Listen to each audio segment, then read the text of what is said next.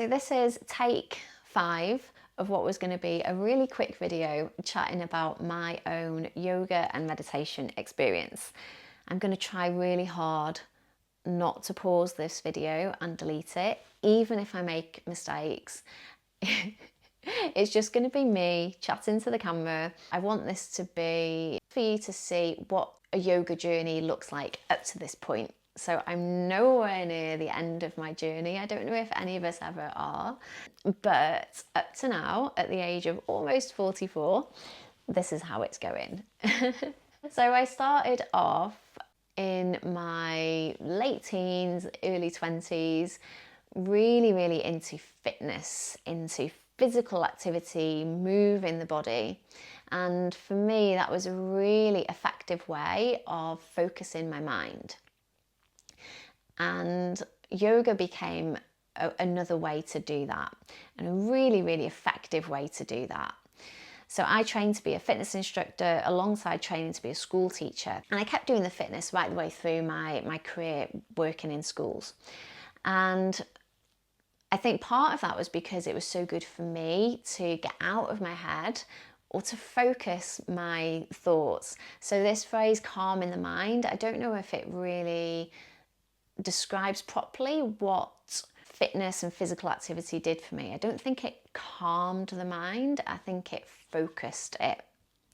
And that is actually what we do in meditation, in mindfulness, and in yoga. We focus the mind on a single thing.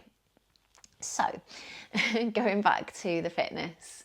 So I would do my squats, my weights, whatever the exercise was that I was doing, so mindfully, and I wasn't aware of this at the time. It's only retrospectively and with more self-awareness that I can see what was going on.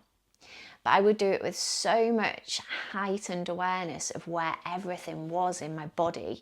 My chest was lifted, my shoulder blades were squeezed together, my chin was in. Whatever the pose was, whatever the movement was, I was hyper focused on getting it right, whatever right seemed to be at that time. And then that translated into my yoga practice. So I was obsessed with handstands, still am actually. I do them most days. But that was one of my first experiences with yoga, was following YouTube videos to do handstands, to do arm balances.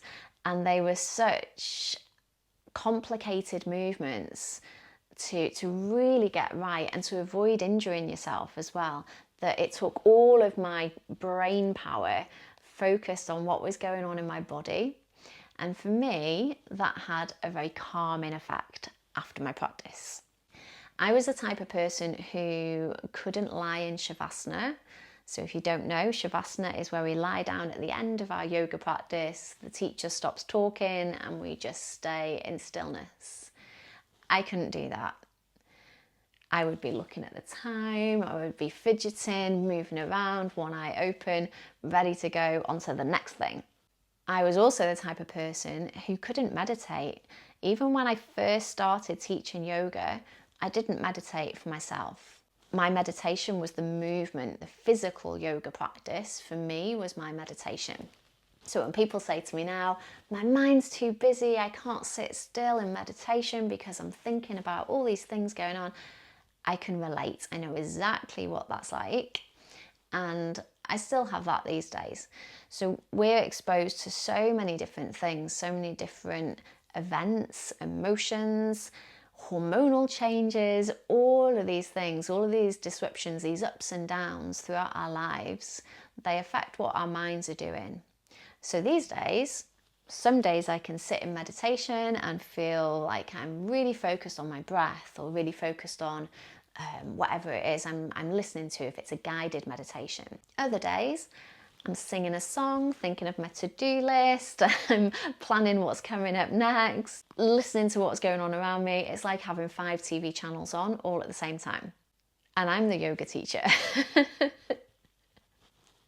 So we've got to remember that it's called a yoga practice or a meditation practice, a mindfulness practice for a reason. We practice Some days it's easy, some days it's not, but it's worth it, all the benefits from it, which I'll talk about in another video. After doing all my handstands and wanting to learn so much more about yoga, I decided to train to be a yoga teacher. And my first teacher trainer, my guru, was a lovely man called Steve, who was the yin to my yang. He was very laid back, very soft around the edges. And at the time I was much more kind of military, I guess, in style. So very fitness, you know, very strong and wanted to do things properly. Perfectionist. So it's not just for fun that I use the hashtag recovering perfectionist. That's for a reason. So Steve, over time, I was with him for a year.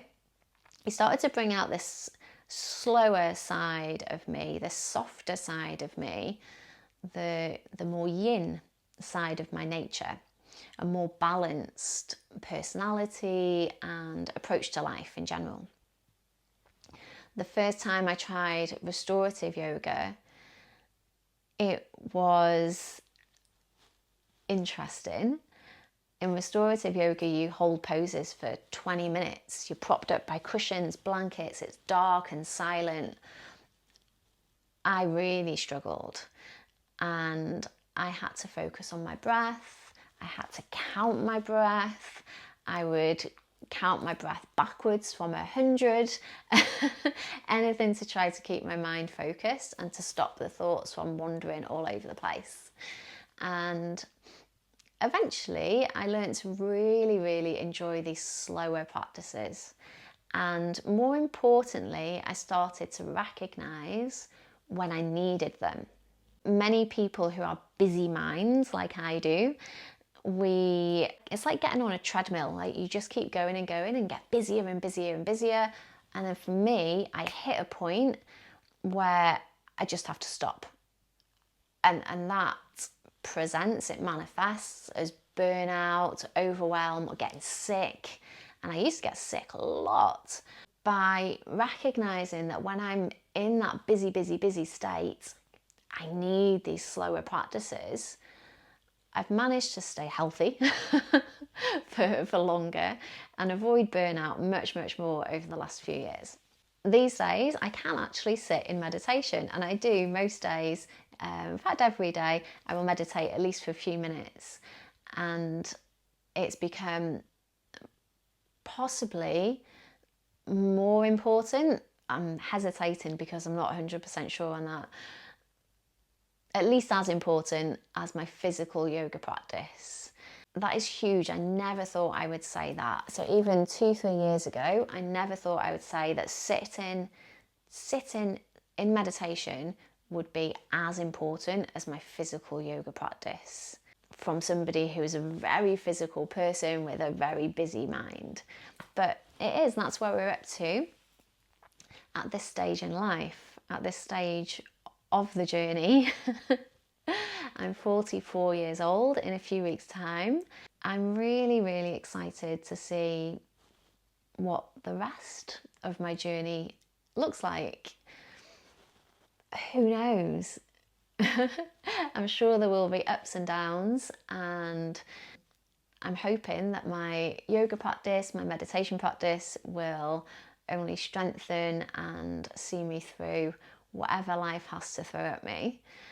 So I hope you found this useful, and I hope it wasn't too waffly. If you would like to know more about yoga and how it can help you, whether you have a busy ADHD type mind or not, whatever stage of life you're in, get in touch. So subscribe to the YouTube channel, drop me a message, leave a message in the comments to let me know whether you can relate to any of this. Subscribe to my newsletter as well. So in my newsletter, I'll always share anything that I find useful, that I think you might find useful. So if you're still with me, thank you very much. I've made it to the end without stopping the video. Thank you for being here. I appreciate you. Cup of tea, cheers. It's gone cold.